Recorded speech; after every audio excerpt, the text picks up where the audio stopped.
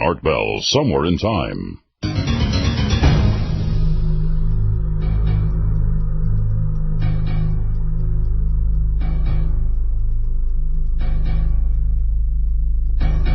Once again to the mountains of New Mexico and Richard C. Hoagland. What a fascinating topic tonight. Absolutely fascinating. Okay, because Richard.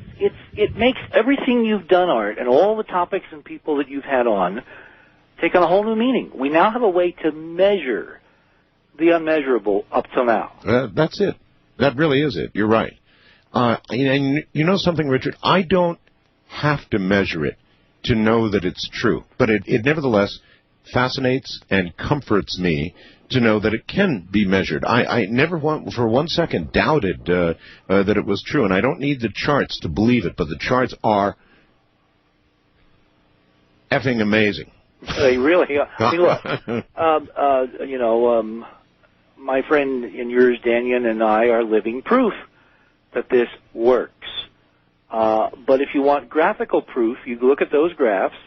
You then look at the timing. When you read the article, you'll see the incredible timing these, I can't even describe them on the air appropriately, put into planning this event, taking the planes, not hijacking the planes immediately. They waited. They waited for certain time windows so that this celestial geometry would match their diabolical intent to have the maximum leverage. You're looking at that leverage. Look at the size of that graph. If you think that's leverage, and it was, but look at this whole incredible anthrax thing, Richard.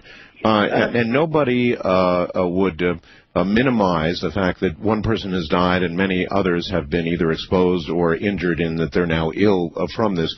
But, numerically, as I said earlier, in perspective, 20,000 people a year die of flu. And 25,000 die of what? Car crashes. But look at the leverage they've achieved by sending this anthrax to the media giants. You got it. Man, it's been nothing but, and you just know the collective spike has been. By the way, I'm glad you brought this up, because before we get too far into the night, I want to make a very important statement. You had Linda on a few days ago. Right. Describing the remarkable work going on at the University of Michigan. Yes. And Dr. Baker. Yes. And his discovery of nano-bomb technology. Right. That's being sort of put up on the shelf. Which is basically on the shelf. Well, Enterprise has very long tentacles, and it turns out that one of my dearest and closest associates in our project is a very close friend of Tommy Thompson, the current Secretary of Health and Human Services. Who appeared on 60 Minutes a couple weeks ago, yes. Yep.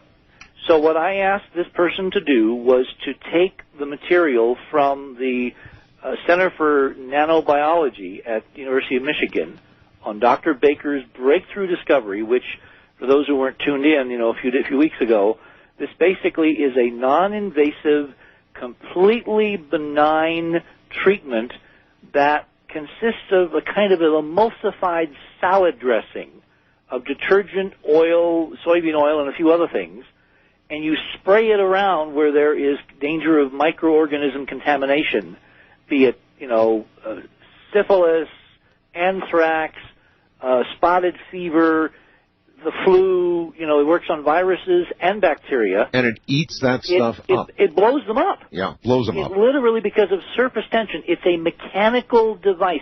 It kind of is on the microbiological level. It's kind of like a laser-guided smart bomb. Yeah, it's a nano bomb. That's what they call it. And it mechanically seeks out these little beasties, and because they don't have the same surface tension as your normal cells, they explode when they're enveloped by this micro enzymed oil. Well, the important thing for people to understand is this is not future shock. No. This is not something, this is not science fiction or something we're imagining.